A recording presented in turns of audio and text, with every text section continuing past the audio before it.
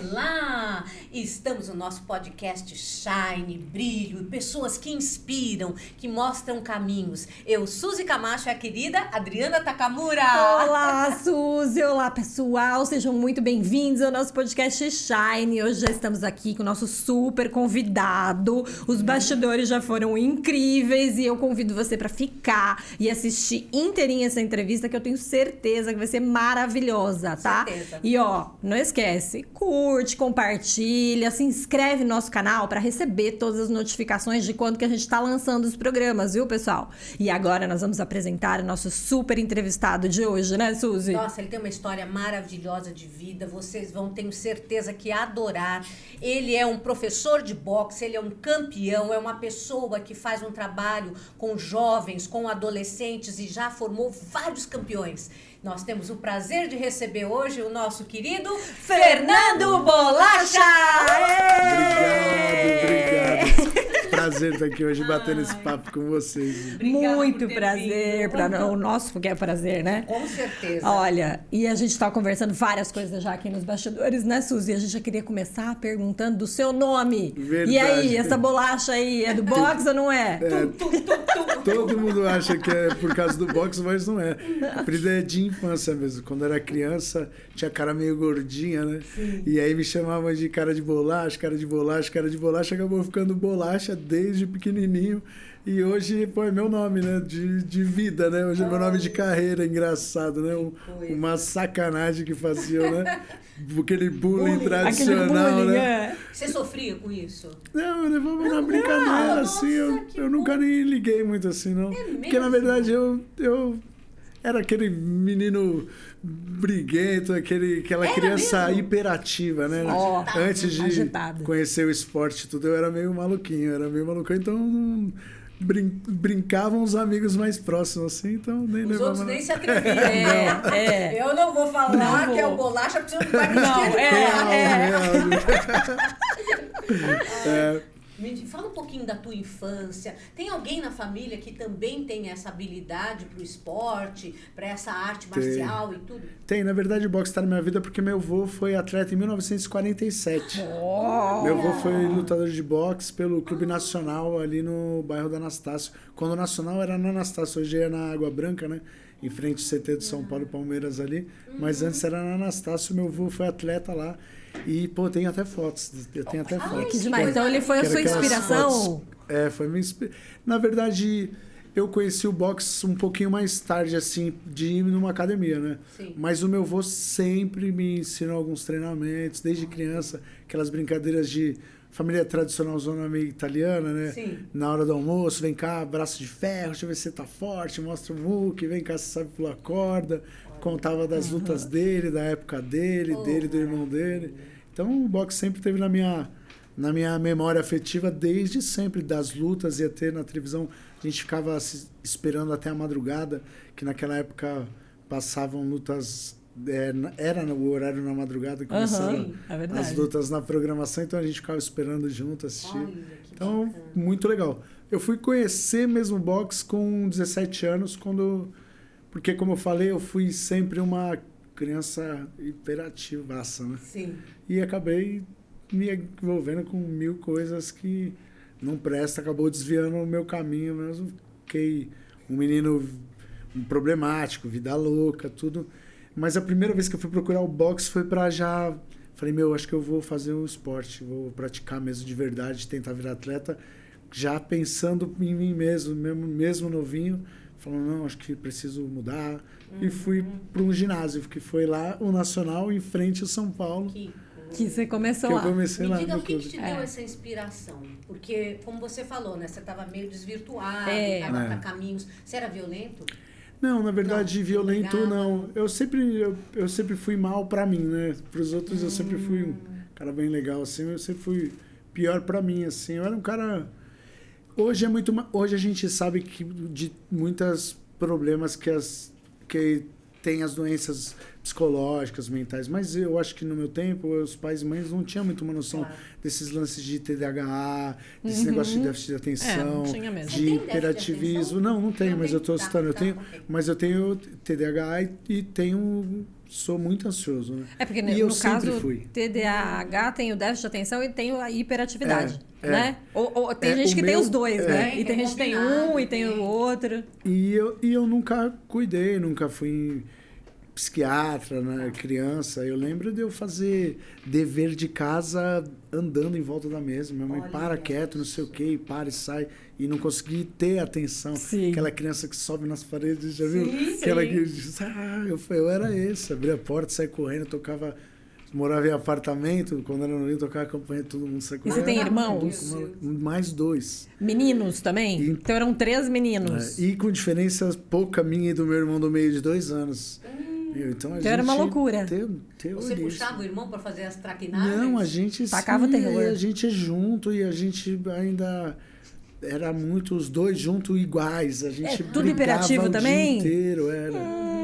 Ai, sua mãe, hein? Me enlouqueceu, né? Minha mãe hoje, beijo santa. pra senhora, Uma santa, viu? Ó, tá Beijo ouvindo pra aí, né? senhora, porque a gente minha mãe teve até problemas mais tarde de saúde, do Desgaste, coração, né? tudo, porque foi uma vida muitos anos a gente dando muito problema, né? Sim. Mas é o que eu falo, porque hoje a gente tem mais acesso a essas informações de doenças. E hoje eu tomo ansiolítico de manhã, que eu cuido melhor, então eu consigo ter um controle das minhas emoções, consigo segurar. Mas eu não sabia disso e eu ia procurando tudo que... Sabe, E quando que o você ansioso descobriu? é o cara que fala sim pra tudo, né? Já reparou? Ai, você pode ir ali? Posso. Ai, vamos trabalhar ali? Posso. Ai, pode pintar ali? Posso. Ai, vamos fazer isso aqui? Posso. Eu sempre fui assim. Aí eu fui me envolvendo em drogas e vida maluca e conhecendo pessoas malucas. E fui assim. Aí, Mas acho que o que aconteceu de você se envolver com essas questões aí, né? Foi jovem, com o quê? 13, 14 anos, por aí? Antes disso, E por com conta 12 dessa anos, hiperatividade, você achou que era porque você era foi- curioso? O que era? porque eu era muito criança, aí meu pai se separou da minha mãe, foi pro Rio de Janeiro e minha mãe tinha que trabalhar o dia inteiro e ela trabalhava o dia inteiro e eu ficava sozinho com o meu irmão, sozinho não, sempre tinha alguém que olhava a gente, Cuidava, mas eu fiquei com acesso à rua mais, tipo, vai na padaria, vai no mercado, vai não sei o quê, faz não sei o quê, fica Maior na rua, liberdade, joga uma né? bola ali, fiquei com uma liberdade e com aquele problema que hoje é muito bem resolvido, mas naquela época, né, a gente não sabe lidar com essas coisas, muito problema, muita briga, né? Uma separação sempre traz muito problema, muita briga e acaba sempre aquele tumulto. Eu sei porque eu também tenho minha filha que acabou de fazer 18 anos e eu também não convivo com ela. É tumultuado a Você já tem uma filha distância. de 18, Tenho. meu Deus. Linda, acabou de fazer. Parabéns. Parabéns. Você sabe que nas separações, a experiência que a gente tem é que o menino, ele precisa muito dessa referência masculina, porque é de homem para homem. Sim. Então imagina a sua mãe com 3 meninos para tentar segurar. E ainda porque- tendo que trabalhar fora. Quer Sim. dizer, ela também não conseguia segurar, Não, né? fez Porque o melhor, ela tinha que fez ficar o fora melhor. para trazer o sustento. Fez o melhor. E o pai, você falou que mudou para outro estado. Meu pai foi pro Quer Rio de dizer, Janeiro. ainda ficou mais ausente, né? Nesse sentido de dar ali o verdade. pulso, né? Para Não, vocês. e pra mulher eu acho que sempre é mais difícil a separação, ainda mais com filhos, porque pro cara ele vai, se separa, daqui a pouco conhece alguém legal, tá legal, e se relacionando. A mulher tá ali, fica sozinha, com aquela responsa, os 3 filhos para criar, e ainda tendo que fazer o papel de mãe, então não pode ficar assim, sabe, se envolve com uma pessoa que não pode se aventurar igual, sabe? Homem. Quer dizer, não é que não pode, na verdade pode, né? Mas é não que faz, não faz. Uma mulher tem muito disso, né? Ela Muita- abdica dela e pensa muito mais nos filhos do que nela. Sobrepõe o Faz aspecto parte. mãe, É mãe. do que o de mulher, né? Para cuidar das minha crias, mãe né? já era jovem, bonita, minha mãe sempre foi muito bonita, ainda continua uma coroazinha bonita. Ai, igual eu falo pra minha mãe. super beijo pra mãe. Aqui eu tô dando beijo na outra. Aqui eu tô dando beijo, mãe, então. E aí eu entendo, assim, eu fiquei meio voado, assim, meio voado. Eu sempre fui esse do sim, então eu fui Só fazer você? tudo. Seus irmãos também? Os meus irmãos, eles não são... É engraçado que é pouco tempo, mas eles são como eu, assim, a personalidade. Eles são bem diferentes, assim. O meu irmão, que é mais próximo, é bem mais calmo. Ele prefere muito mais a casa, tudo. Se bem que ele também teve problemas na vida com essa vida louca, tudo. Mas ele sempre foi mais caseiro, tudo. Eu sempre fui muito rua, sempre fui Você muito foi marroeiro. mundão. mundão, conhecer pessoas. As pessoas... Eu falo muito, né? Já deu pra ver que eu falo Não, muito. é pra falar. Podcast é pra falar. As pessoas brincam, né? Que eu devia ser vereador, porque é verdade, porque eu gosto de conhecer todo mundo. Eu bato um papo aqui, então eu vou na quebrada, eu conheço, troco uma ideia. Se eu for na Câmara Municipal, também troco uma ideia. Eu sou um cara de bater muito papo, assim. Quem e aí, você puxou? Teu pai ou tua mãe? Pai ou mãe comunicativo, assim? Eu acho que talvez minha mãe, é e minha avó, por parte de pai também. Sim. Por mais que minha avó era mais carrancuda, era mais estressada, né? Sim. Mas ela gostava muito de falar com as pessoas. Tudo. Pegou o aspecto positivo. E aí, qual foi então o teu insight pra você falar, gente, preciso fazer alguma coisa na minha vida porque não tá bem como está? Você estava já no fundo do poço, no sentido eu de tive que... vários fundos do poço, né? Porque essa dependência química é um negócio... A gente não tem um método legal de trabalho, porque primeiro que é individual. Às vezes as pessoas me perguntam como eu parei, eu não sei explicar, sabe? Eu sei, assim, que pra mim, primeiro Deus tá junto sempre, e eu tenho comigo sempre que... Parece que ele, sabe, vai dando uma direção pra mim, meio que no sobrenatural, e eu vou... Mesmo na maluquice. Então eu tive vários fundos do poço. E essa época eu tava muito desandado, eu tava usando muita droga na época, tava usando muita droga, e eu já tinha um compromisso com a Vanessa, que depois veio a ser a mãe da minha filha. Certo. E todo mundo falando, pô, Bolacha, dá um tempo. Porque eu sou um cara que gosta de todo mundo e todo mundo gosta de você, né? Então as pessoas, Carismático, né? pô, Bolacha, pô, dá um tempo, ver se tá mal, se tá magro, ô, Bolacha, não sei o que. Eu falei, pô, vou... Já tinha passado por uma clínica antes, não deu certo. Aí depois eu fui tentar o esporte. Aí foi bem até eu até ganhar uma luta, tudo aí na comemoração, tive outra recaída. Então minha vida foi vindo assim, até os 28 anos, quando eu tava já numa situação morando na rua.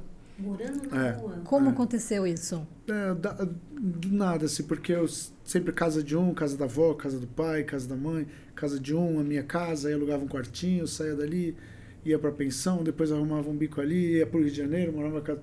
Eu sempre fui muito de morar em tudo quanto é lugar.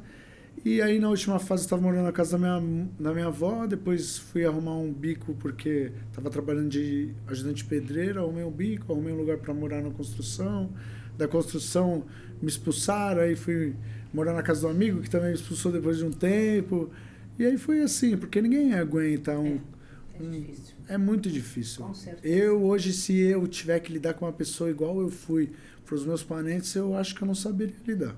Como é que os seus parentes lidaram com isso nesse momento aí? Sua mãe, seu pai, sua tentaram avó, de tudo, assim, de tudo, mas a dependência química, ela traz muitos problemas, porque o dependente químico, ele perde a linha de tudo, né? Ele perde a mão. Eu acabei, por conta das drogas, me envolvendo com o mundo do crime, acabei expondo processo, acabei vendendo drogas, eu acabei fazendo um monte de coisas que, se a gente olha assim e fala, pô, o cara ali é do mal, né? Eu acabei de fazer um monte de coisas do mal, Sim. né? Sem nem ser um cara, porque jamais, meu coração, você tá louco. Exato. Meu coração é... Mas acabei me envolvendo com muitas coisas e até chegar na rua, definitivamente mesmo. Eu lembro eu tava morando lá no bairro do Cocaia, no Guarulhos, e foi um dia muito difícil, eu estava desandado há mais de uma semana, assim, e eu estava com um pensamento muito de não estou aguentando mais dar trabalho para ninguém, não estou aguentando mais dar trabalho para ninguém, e sabe, esperando um milagre, ou eu vou resolver isso pensando mesmo em suicídio, sabe, essas coisas. Aí num dia muito difícil, que eu estava desandado mesmo, eu cheguei a pegar uma gilete, quebrei a gilete, olha, porque a pessoa que estava na casa estava viajando e me deixou cuidando lá e depois ia voltar. Aí eu peguei um balde que eu ainda fiquei pensando, pô, vamos me encontrar aqui, sabe aquela cena? E aí o cachorro veio e começou a latir, gemer, ungir, no meu pé, eu olhei para a televisão, estava passando uma matéria, era o jornal do meio-dia, com o César Tralli, estava passando uma matéria na época das internações compulsórias do Kratóide. Que foi uma época que as pessoas pegavam as pessoas, você não tá, e levavam à força. Foi uma época difícil, estava terrível. E aí eu olhei para aquilo e tudo, e aí comecei a prestar atenção na matéria, vendo onde é que era. Nisso chegou, eu já tinha minha filha, chegou na matéria uma mulher tirando um pai de um táxi assim, aí foi a câmera, o repórter, tudo, e ela falou, não, meu pai, não sei o quê. Ele dopado porque as pessoas colocavam sedativos, né, para trazer compulsoriamente, sem a pessoa saber. E ela carregando tudo, aí eu vi aquela imagem, a filha carregando o pai, o senhor de hoje minha idade, uns 41 anos, mais ou menos. E aí tocou no meu coração, falei, oh, meu Deus, eu preciso de alguma coisa.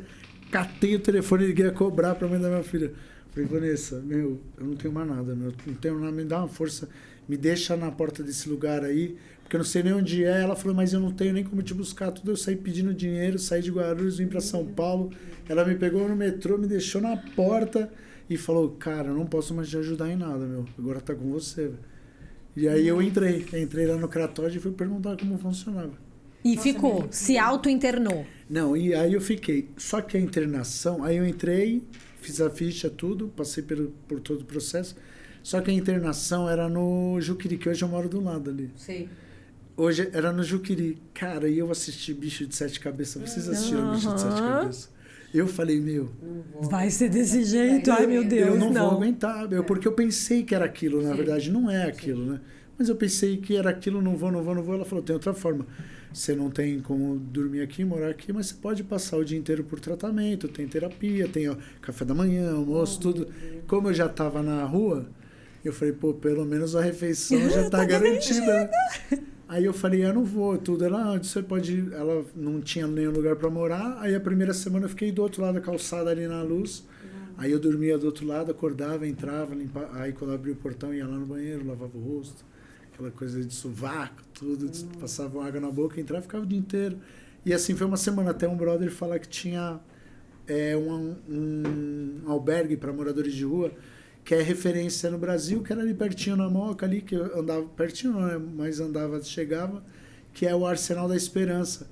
Ele é ali na Moca, do lado da faculdade em Morumbi. Olha. Ele é atrás do Museu do Imigrante. Sim, sim. Uhum. Ele é um albergue, mistura pública com a igreja, né?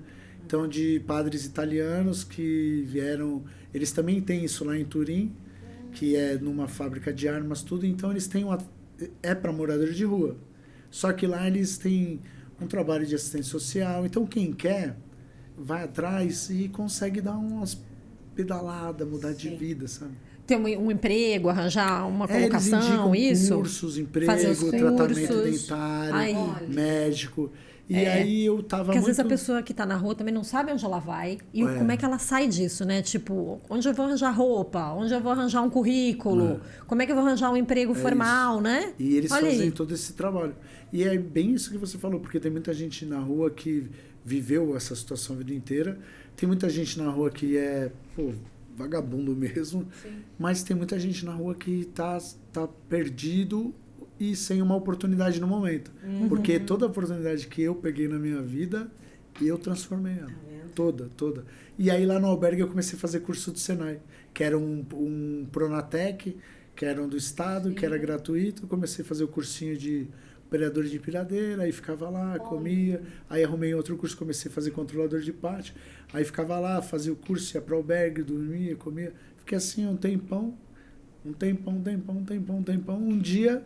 Errei o caminho, passei debaixo do viaduto e encontrei o Garrido, que é um cara que tem um projeto social, que dá aula de boxe para moradores de rua, debaixo do viaduto Alcântara Machado. Ele faleceu esse ano, o velho Garrido. Olha lá, ó a tatuagem. Que coisa linda. Fantástico, que foi hein? O Luan que teve aqui também, que fez essa tatuagem. Olha lá, o Luan Rodrigues, né? O Luan. Que coisa. E aí encontrei ele. Aí falei, vou voltar pro boxe. Com 28 anos eu falei, vou voltar pro boxe para esfriar a cabeça. Tô fazendo curso, tudo. Cheguei lá, como é que faz para treinar tudo? Ele já me deu uma bronca que eu tava sem camiseta, né? Voltando, andando com calor. Põe essa camiseta aí, vagabundo, tá achando que tá onde? Olha. Mas aí ele me acolheu. Fantástico, né? Disciplina, regra. Eu acho que as lutas, e isso que é importante, né? A gente falar, né? As lutas trazem isso, né? Todo um proceder, né? Não é só assim eu querer bater no outro, ao contrário. Como a saída está sempre nessa questão da gente. Primeiro ter força de vontade. porque a oportunidade sempre vem. Sim. A gente tem que aproveitar. Segundo, se preparar. Olha, o curso, não importa o que, faça.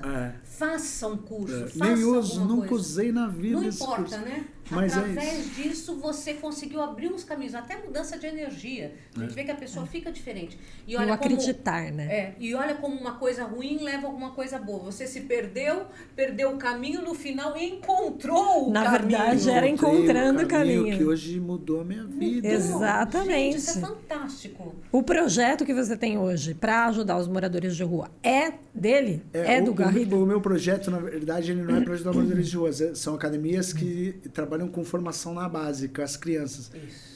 O do Garrido, ele fica moradores. ali, ele faleceu, mas ele continua aberto hoje. Se você passar ali na Alcântara Machado, debaixo do viaduto da Radial Leste, ele tem lá um espaço que tem um grande espaço de musculação, que foi reformado por uma empresa grande aí. Então é tipo uma academia legal mesmo. E tem um baita espaço de boxe que ele fez vários campeões ali enquanto estava vivo. E me acolheu lá. Eu ainda fiquei um tempo morando no albergue, treinando, morando no albergue. Deu 15 dias, ele arrumou uma luta para mim, porque eu já tinha sido atleta. Olha, e aí eu falei, pô, tá maluco, né? Tá maluco. Como, né? Aí perdi assim, apanhei. Fui pro banheiro, chorei. E lavei a alma. Aí voltei. No dia seguinte eu tava lá, ele olhou pra mim e falou, cara, você é maluco, meu. Você vai ser campeão, meu. Quer morar aqui, meu? Olha, ele falou assim pra mim.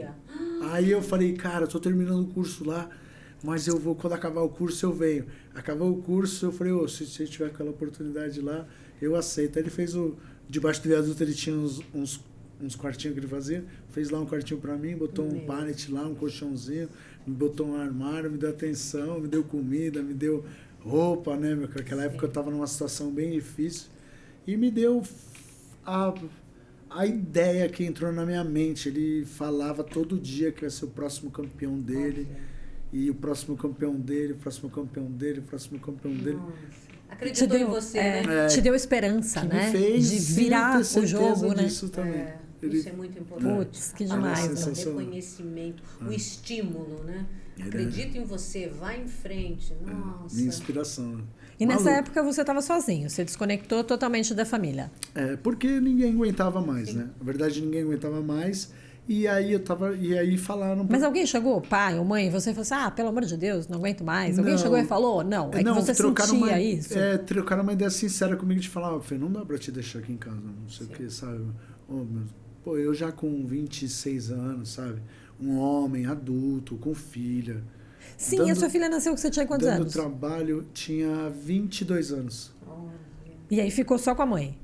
Não, Você ficou um tempo com ela? Eu Casou? era casado com ela ainda um tempo. Ainda fiquei até ela completar, quase antes de completar um ano.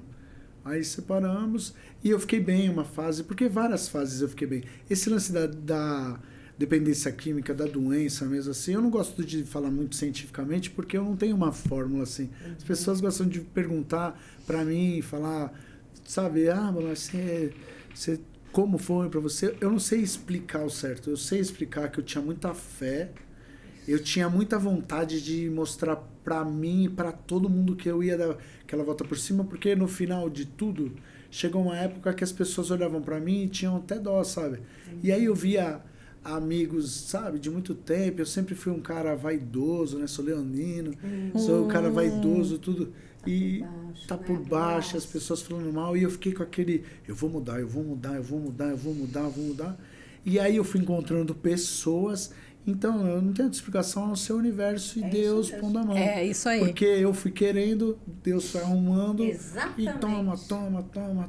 E até hoje, assim, na minha vida, né? E a história de você ter a fé e a esperança, né? De que as coisas podem realmente mudar, né? Porque você vê que você falou, o cachorro te puxou, tava aparecendo... Conspirou totalmente. Eu tenho certeza disso. Porque sabia que não era para acontecer aquilo, né? Eu acho que tudo vai se encaminhando para aquilo que você vai mentalizando. Eu tenho certeza disso. Eu funciono para mim. Para mim funciona isso como eu tenho tanta atenção às vezes nos sinais, porque eu acho que tantas sinais dão o dia inteiro assim, às vezes eu falo, tem dia que hoje eu sou um cara de muita fé assim, não sei nem se eu tenho uma religião fixa hoje, porque eu Mas eu creio muito em Jesus e eu rezo muito. Tenho a Bíblia online, eu leio. E rezo e sou um cara de prestar atenção mais nos sinais. De passar alguma coisa e falar, pô, Deusão, obrigado, você tá aqui, você me mandou. Isso foi pra mim, né? E foi assim na rua. E hoje, engraçado que minha crença nessa época era de outra religião. Por isso que hoje eu não creio muito nas religiões, assim. Eu creio em Deus, sabe? Deus, espiritualidade, né? Deus, a gente tem um processo de espiritualidade, acho que é isso que importa. Que ele deve ter todas as formas. Eu acho que o dia que você morrer, você vai chegar lá e ele vai falar, você achou que eu era assim, né? Então toma. Aí ele vai, né, se materializar do jeito que você queria, né? Eu acho que vai ser assim mesmo.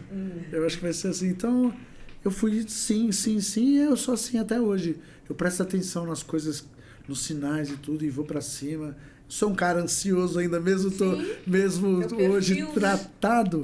Então eu falo sim para tudo, para trabalho, para oportunidade, para não sei o que. Assim eu vou desenvolvendo a minha vida, assim, tudo dá certo hoje, assim. Nossa, muito legal. E quando você estava lá, que você começou, que você falou, fui para lá debaixo da ponte, fiz lá o processo com ele, como é que foi o desenvolver da sua carreira a partir daí? Pô, eu me sentia no filme do Rock Balboa. Legal. Porque o Garrido, ele é uma figura assim, ele é única. Todos amam ele, a parte social, porque ele é um cara que envolve muito social. A parte do boxe, ele é um cara polêmico, porque ele é um cara que... Ele é maluco, ele era maluco, né? Ele tinha aquelas metodologias malucas de bater em geladeira, de as coisas de maluco, coisas que ele via em filme, ele tentava replicar, às vezes nem cuidava do treino, tudo. Mas eu falo para todo mundo, como treinador de boxe, talvez ele nem foi tudo que... Mas como treinador de mente, esse cara fez eu buscar tudo. Eu fui campeão daquele jeito dele. Depois, hoje eu faço campeões, atletas de seleção brasileira. Tudo graças ao maluco, porque ele é meio assim malucão no mundo do boxe. As pessoas falavam assim dele, né? Ele era intuitivo, na verdade, né? Ele buscava e fez, a forma e deu certo. E ele era autodidata, né?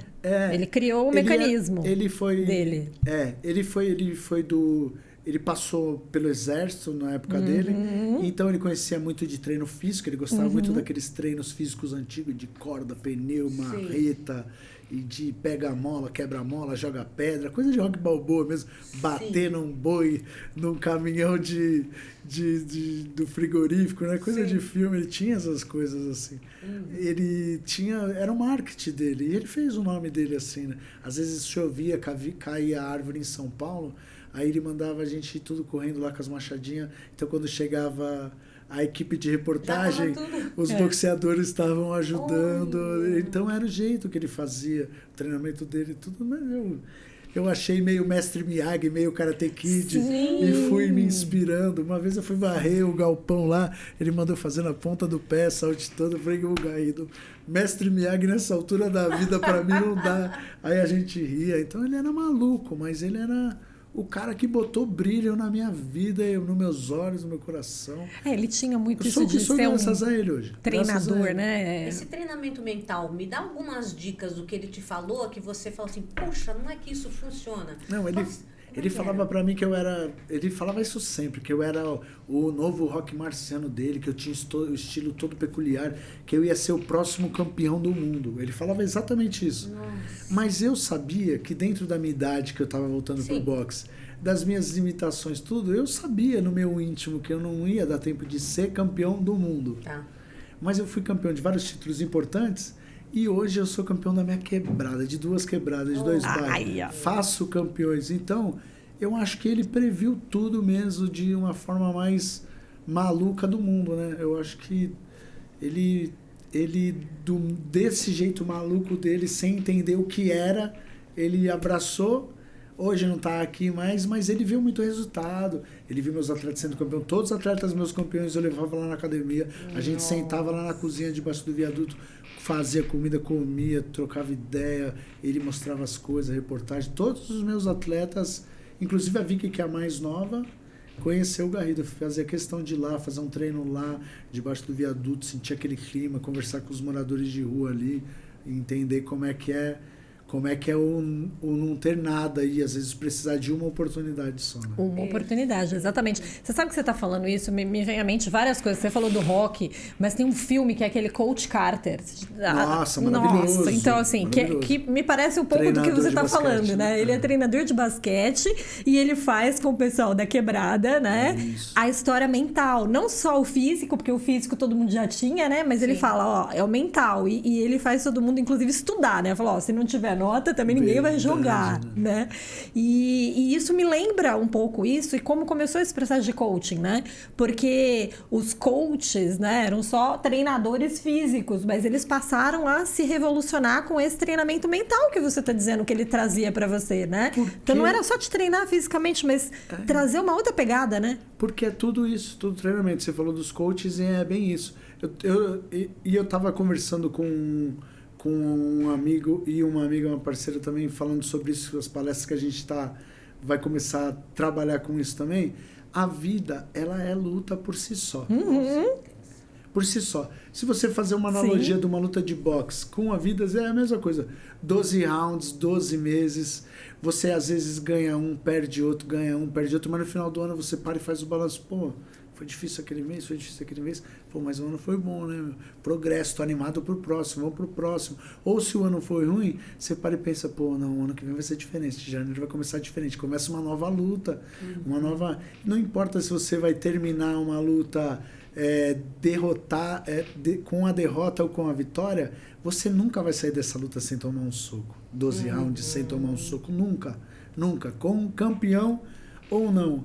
Então a vida é igual, você nunca vai passar por essa vida sem tomar um problema, uma rasteira, sem ter dificuldade, sem ter superações próprias, porque a gente está falando da minha, mas todo mundo tem a sua. Exato. Todo mundo tem momentos na vida que para e olha e fala, meu Deus, para onde eu vou, o que eu faço?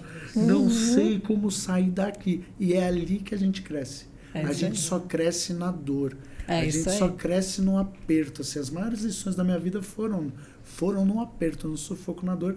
E eu já aprendi que às vezes quando tá ruim mesmo, assim, às vezes engraçado que eu até paro e penso, não tá ruim, é sinal que vai ficar bom. Porque quando tá difícil, é sinal que vai vir uma coisa bem melhor lá na frente, né?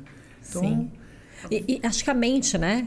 Se você tem essa orientação, também a mente vai pensando assim, está muito ruim, eu preciso dar um jeito de sair desse lugar aqui para... Mente de atleta. Porque, né? Mente de atleta. O coach superação, é isso. É isso aí. O coach, ele bota você, para qualquer que for, com uma mente de atleta, uma mente treinada para exercer aquilo, para fazer aquilo, para lidar com aquela emoção, ou para lidar com... Por isso que é legal, ativa vários gatilhos. Lidar com as emoções, né? O Garrido foi o meu coach naquela época. Com sem certeza. A gente nem saber, né? Ele ativou na minha cabeça vários gatilhos que fizeram eu buscar as coisas e as informações e as ferramentas para eu ser hoje Exato. Você sabe que quem falava isso era o Ayrton Senna também, né? O Ayrton Senna falava que o treinador dele na época, na verdade, não era só um treinador físico. Sim. Ele era o coach mental dele também. Então, assim, como que ele se superava a cada momento, era isso. E você conseguiu passar isso agora para os seus alunos? Consigo. Como que é que tá? Eu consigo bem, mas hoje eu procuro ser mais organizado e montar uma equipe multidisciplinar. Né? Isso é bom. Isso é bom, isso é bom. Porque eu tô com a Patrícia lá, beijo Patrícia também, que tá me ajudando nisso agora, novinha, uma psicóloga que tá indo trocar ideia e trazer esses gatilhos motivacionais e também fazer a parte terapêutica. Porque o treinador de toda a atividade... Porque assim, né, o esporte em academia é para você ir lá treinar, ganhar uma melhora física, tudo é uma coisa. Mas quando passa pro meio competitivo, ele já passa um pouco do saudável. Porque é muita pressão física, psicológica, né? Então, geralmente é o treinador que faz esse papel, mas também não é o certo, porque faz bem, tudo bem. Eu tenho a vivência, eu tenho a experiência, tudo... Mas também é um profissional legal. O que eu posso fazer enquanto treinador hoje é ativar vários gatilhos assim. Porque a vida é dura, é difícil. Sim. A luta não vai ser nada diferente. Tá indo lá para trocar soco. O boxe é um esporte que você é de contato e você tem que atingir a região da cabeça e a região do corpo. Não tem muito para onde correr. Então você tem que... São crianças às vezes que começam, né? Adorei essa analogia, realmente, do boxe com a vida, né? Os 12 rounds, Aham. né? A luta diária, perde uma, perde outra. Exatamente. Isso é fantástico. É o que você legal. usa lá agora como metodologia, né? Eu elaborei uma palestra bem legal que tá vou convidar vocês para fazer de lançamento. Opa, vamos sim. Tamo Vai dentro, ser hein? barato. Vamos sim. Elaborei uma palestra, a gente vai começar a trabalhar ela justamente falando disso, das analogias da vida luta, vida treino. Eu acho que é uma história... Eu fiquei muito tempo acanhado, assim, de ficar contando minha história, sabe?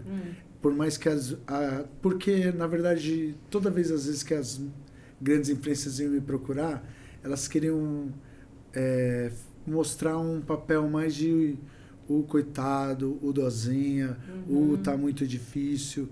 E aí eu comecei a ficar calado, porque toda vez que ia aparecer alguma coisa... Parecia nossa, botava música triste junto, falava, meu Deus, porque é uma história difícil, mas ela não é uma história de sofrimento, não dá pra ficar fazendo disso. Hoje em dia tem tantas mil histórias de superação na minha academia, você vai falar da minha, mas hoje você vê a Vicky medalha de bronze, sul-americana, uma menina começou com 13 anos, da favela do Cruzeirinho, começou por causa de saúde, que ela tinha muito problema de saúde, não queria ser atleta, virou atleta, foi campeã de tudo, hoje é número 1 do país na categoria. Viajou, talvez quando ela poderia viajar de avião, talvez demorasse, viajou para 6 países com a seleção brasileira. Deus, Sim. que orgulho. Recebe um salário, vive disso. Uma menina nova de 18 anos. Tem a Heloísa lá que começou com 18 anos, uma menina... Chegou com mais de 110 quilos, foi a terceira melhor na categoria 75 quilos. Olha só, gente. Terminando a faculdade esse ano. Que beleza. A Terminando Bela a também, uma faculdade. menina que dava problema. Eu ia buscar ela no baile funk. Com 15 anos eu ia buscar ela, brigava com ela. Briguei com o namorado dela que bateu nela uma vez. Briguei de brigar, contato físico mesmo. Por causa disso, tudo terminando a faculdade esse ano. Então, Ai, que orgulho. ó, que o pai também morou na rua, que a mãe era frentista. Então, hoje são tantas histórias de superação que o projeto lá das Ruas para os Sings, que eu creio que tanto carinho fazem, que a minha história ficou pequena. Mas é importante ser contada e dando essa analogia de luta e vida, luta e vida, luta e vida, luta e vida. Sim. Porque se a criança já cresce com essa cultura de, nunca vai ser fácil. O Sim. problema de hoje é que as crianças estão achando que tudo é fácil. Tudo é fácil. Perfeito. A informação é fácil, pegar um shape é fácil, ficar com a cara bonita é fácil. Tudo é fácil. E eles não correm atrás mais de nada. Exatamente. Correto. Por exemplo, ao invés de eu lutar, fazer qualquer esporte físico, melhor ficar no videogame, no celular, sentadinha aqui no meu espaço, não vai mais pra rua, né? Então Fica tomando bomba, né? Porque aí ganha um monstro mais rápido. Faço plástica, faço não sei tudo. o quê. Quer dizer... Eu acho que tudo é válido, mas você tem que chegar junto também, né? Claro. É igual pedir pra Deus. Não adianta pedir pra Deus e não fazer. Sim. Você tem que chegar junto também. Sem dúvida. Não, você quer... Tem que... E as crianças estão assim. Eu também jogo videogame, eu também tenho... Se diverte, tenho um claro. momento de lazer, paro pra tomar uma cerveja hoje de final de semana, um vinho com os amigos. Eu treino todo dia e faço tudo isso também. Mas com uma disciplina regrada e vou correr atrás, busco. A gente tem que ter... As crianças hoje tudo é Google, tudo é Google, tudo é Google. Não sei o que é Google, não sei o que é Google, Google. Tudo é Google. Tudo eles já sabem. Às vezes você vai passar treino para um menino lá e ele falou, professor, eu já vim lá, então já direto assim. Calma, campeão. Calma que você viu lá, não tem nada a ver.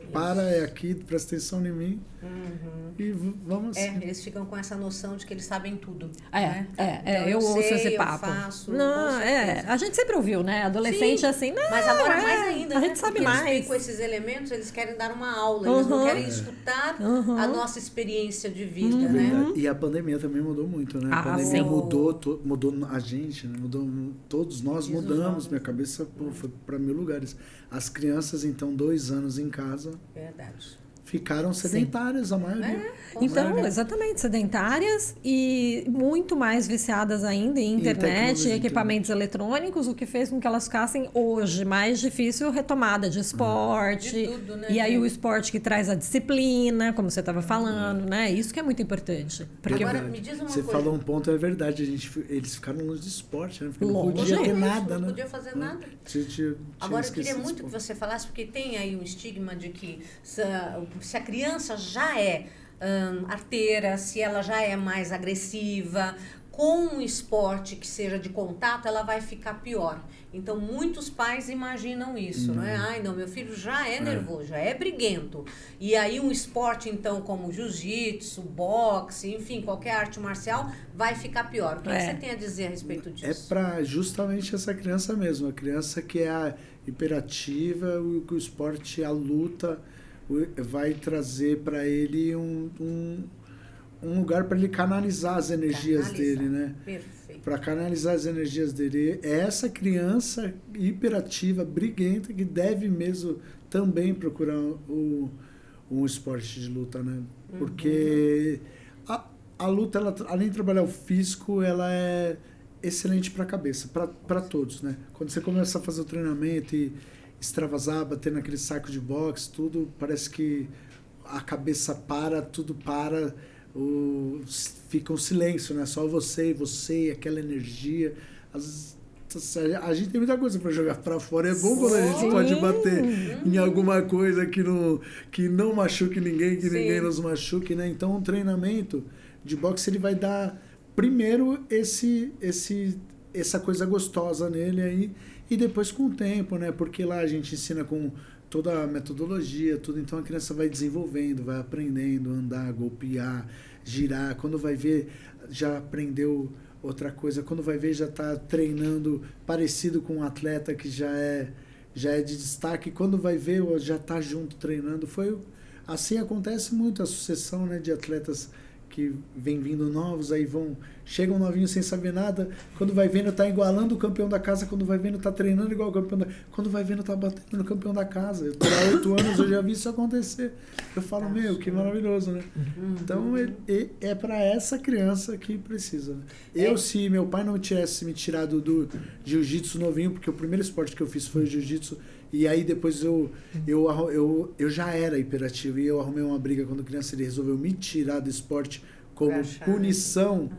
E na verdade, se eu tivesse continuado lá, ficado lá, firme lá, eu tenho certeza que eu tinha canalizado, talvez a rota, né, dessa minha vida como foi. Talvez eu tivesse feito por outros caminhos, ou não, também Deus sabe de tudo, né? Não, mas olha, eu acho que ele falou uma coisa tão certa, porque muitas vezes os pais cortam realmente algum esporte para fazer com que a criança, o adolescente, tenha mais responsabilidade. Como punição. Como punição. Né? Então, e ao contrário. Então, se quer fazer alguma coisa como punição, faça ele ter algum trabalho extra, sabe, dentro de casa, você entendeu? Lavar uma louça. Lavar uma louça. Você vai ler 4 livros, vai fazer um resumo, e não coloque isso como sendo uma punição, mas colocando assim, olha, isso aqui é para você melhorar aquilo que ele estava fazendo de errado. Você fala, com isso daqui você vai ficar mais atento, você vai pensar 2 vezes antes de fazer tal coisa, né? Verdade. Mas nunca corte de esporte, não corta, porque não, mexe principalmente com um monte de nesse sentido, né? Como punição. Mexe com a cabeça, com coordenação, com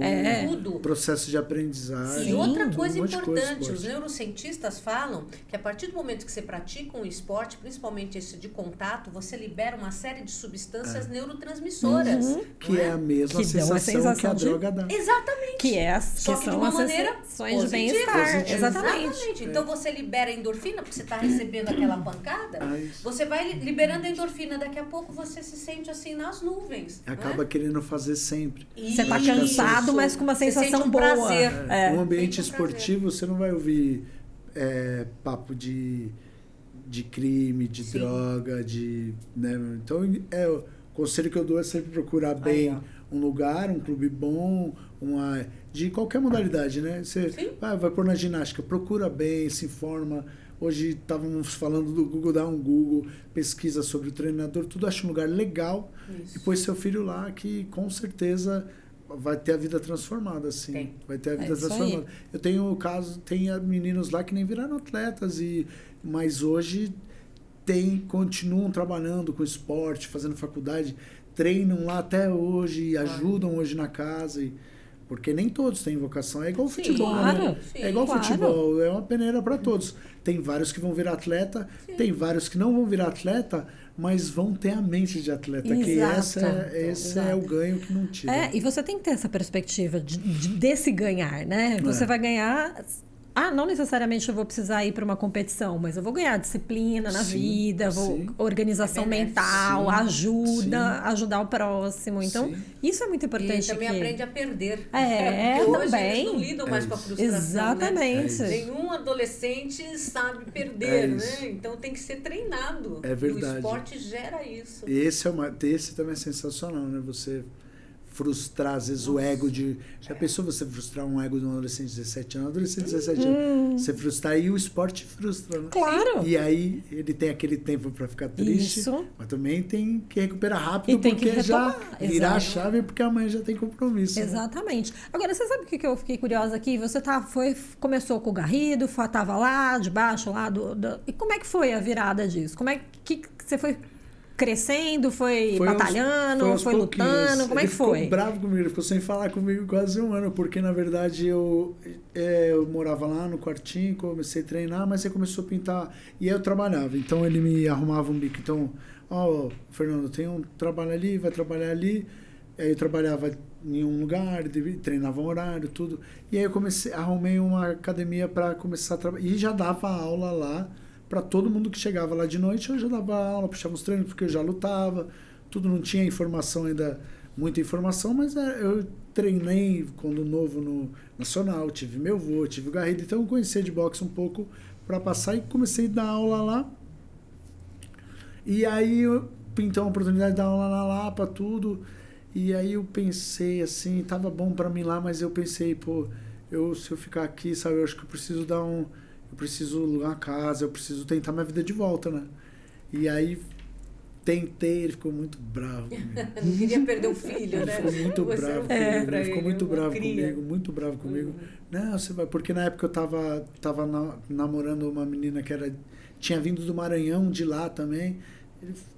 Você vai por causa de mulher, você vai parar com boxe, brigando, aquela coisa de ciúme, vai embora, mas a verdade é que eu queria começar de novo, sabe? Sim. Começar de novo, tentar de novo por mim mesmo. Aí arrumei um quartinho aqui na Vila Pojuca, que era um banheiro, um quarto, eu pus um micro-ondas lá. Aí fui indo, dando aula, aí depois eu fui morar ali num outro quartinho, fui dando aula. Aí teve a oportunidade de abrir a primeira na freguesia do Ó. Aí eu fui para a freguesia do Ó, comprei uma motinha, depois vendi a motinha para abrir da freguesia do Ó, fui para Brasilândia, aos poucos fui indo, abri a segunda. Aí você foi abrindo uma academia mesmo? Isso. E só você que dava aula? Você chamava mais professores? Não, como é que eu tá? abri a primeira unidade, um espaço aqui no CDC Curtibol, na freguesia do Ó, que é um espaço público, mas que estava abandonado. Aí o parceiro estava para ser diretor lá, vamos lá. A gente foi lá, ocupamos, pintamos, reformamos. E aí ele cuida do clube e eu montei uma sala de boxe lá. Fiz uma festa enorme lá, lotou, no dia seguinte já estava cheio de criança. No primeiro ano de academia eu fiz 3 campeões infantis. Aí, que idade que o pessoal começou? 3 campeões. 13 e 14 anos. 13 e 14 anos, olha que demais. Infantil. Aí fui trabalhando, fazendo nome. Gente, olha, a profecia do Garrido estava certa. Ele se tornou um campeão mundial. Mundial nesse sentido. Você está criando um mundo melhor. Exatamente. Nossa, de arrepiar. E depois abrimos a de Pirituba, que hoje virou Rede Olímpica, que é um programa da Secretaria de Esporte. Rede Olímpica, que é uma raiz da Rede Olímpica, depois foi a de Pirituba. Então a gente hoje é 2 unidades que cuida tudo. E eu amo boxe, né? O boxe trouxe tanta coisa boa na minha vida, junto com a... De novo eu vou falar desse negócio de destino, né? Se for ver, tava desde lá atrás na minha vida, eu nunca soube prestar atenção, né? Mas quando eu parei para prestar atenção, o boxe me deu tudo. Ele me deu tudo. Ele me deu a carreira, trabalhei com isso. Desde 2017 sou oficial técnico da Seleção Paulista, fui diretor da Federação de Boxe do Estado de São Paulo, hoje sou do Conselho, que é a Nacional. Então o boxe me salvou, me capacitou E hoje ele me consolida como um dos melhores do Brasil, graças a Deus. Nossa, isso é muito fantástico, louco, né? Isso é, Que coisa. isso é E para ciclão, tudo que você né? tem feito, né? Você falou que também coloca em locais onde as pessoas têm maior dificuldade financeira, né? E aí, o que você vê? Esse pessoal busca o box para tentar realmente jogar para fora as suas raivas ou para tentar mudar de vida? Não, na verdade, todos começam a vir lá procurar criança, um esporte. Então, as crianças que gostam de luta acabam se identificando com boxe. A gente começa todo, como eu falei, com o processo todo pedagógico. Então, antes dela subir num ringue mesmo e trocar, ano, né? Então, quando ela vai ver, ela já tá em cima do ringue, já tá lutando. Então, elas procuram mesmo por um esporte. Como o boxe é um esporte... Ele é eleito pelos especialistas o esporte mais difícil de se manter em alto nível, porque ele é um conjunto de tudo que eu já falei. Então, para se manter no esporte, você tem que ter aquele algo mais, você tem que ter aquela dureza da vida, já é tão... A vida é dura comigo, pô, nada me abala mais, não vai ser essa dificuldade de ir num treino ruim, tomar um soco que vai... Então, a criança que acaba ficando no nosso esporte, no boxe, é aquela criança que tem uma condição financeira menor, então é mais próxima das periferias, tudo, né? Não que a classe A pratique, tem muito, hoje tem esses youtubers famosos, pô, Whindersson Nunes praticamente trocou a carreira dele para virar boxeador, ele tá participando do campeonato europeu agora, né? Olha só, né? Fez história, hoje luta muito bem, meu, quem vai falar que o cara não virou um atleta? O cara virou um atleta, lá nos Estados Unidos é famoso. Esses youtubers... Né? Que ganham muito dinheiro, nem precisavam nunca tomar um soco, se aprender tudo. Também virou uma palhaçada, também tem gente querendo lutar de qualquer jeito. Né? Tem gente querendo só para atrair fama, né? Surf na fama aí, né? Nas mídias, mas o moleque mais ou a menina mais tem aquela pimenta, que tem aquele brilho, que nada abala, sabe? Aquela criança que tá sempre tomou um tombo, passa a mão e sai correndo de novo. Você está falando das meninas, né? Você acabou criando muitas campeãs meninas, né? O que acontece? O que você acha? Na nossa academia, a referência é o feminino. E hoje, aliás, o feminino está super em alta, né? A gente estava vendo a Bia Ferreira, duas vezes campeã mundial, prata nas Olimpíadas. Queremos a Bia aqui, hein, Bia? A Bia, tem uma história muito legal da Bia, que a Bia lutou um campeonato paulista que eu fiz lá na minha academia, lá em Pirituba. Ela não tinha título mundial ainda, mas ela já tinha ganhado um torneio na Bulgária, se não me engano. Eu sou muito fã dela, eu gosto muito dela enquanto atleta, enquanto pessoa, ela é muito carismática. E aí tinha uma foto dela colada na parede, eu falei, Bia, assina pra mim que você vai ser campeã do mundo e eu vou ter essa foto. Ela foi e tem essa foto lá na minha academia enquadrada, assinada por ela lá. Hoje ela é 2 vezes campeã do mundo, medalha de prata olímpica, melhor atleta, ela foi considerada desse mundial. Sim. Ela é um fenômeno no boxe, né? Brasileira, baiana. E acho que incentiva as meninas da sua academia, né? Muito. Muito, porque né?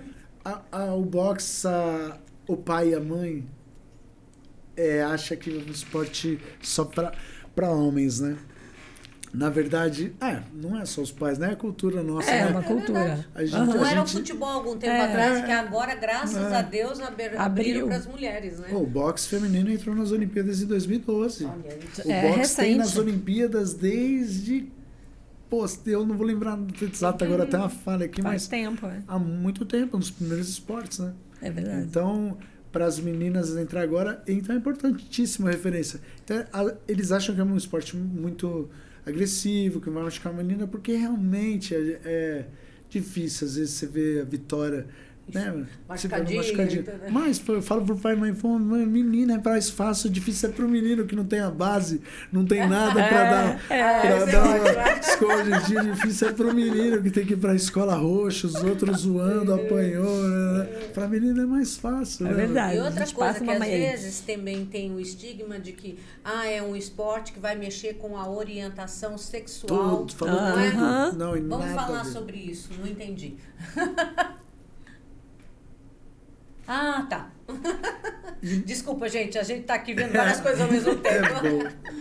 E não tem nada a ver, né? Nada a ver porque isso. não tem nada a ver com orientação sexual. Na minha academia mesmo, as meninas, por falar em orientação sexual, lá mesmo as meninas são as boxeadoras, as três, a Elô, a Vicky e a Bela, são meninas hétero... Como é que se fala hoje? Eu tenho até medo de falar porque eu não sei. Mas são meninas que gostam de meninos normais. Como também tem meninas que gostam de meninas lá que treinam também. Sim. Como também tem meninos que gostam de meninos que, se a academia vier para treinar, vai ser super bem recebido. Claro. Né? Vai trabalhar, vai treinar boxe, porque o esporte não tem nada a ver Exatamente. com orientação não sexual. Tem esse medo. Não tem, não, é um isso. esporte mais masculino, é um Que esporte acha, mais feminino. eles né? acham que a menina vai virar menino. Né? Exatamente. A Vicky fala muito disso. Ela ia na escola e as amigas falavam: agora você vai ficar parecendo um macho, né? Agora você vai ficar parecendo um menino. Não sei o que, tá virando menino.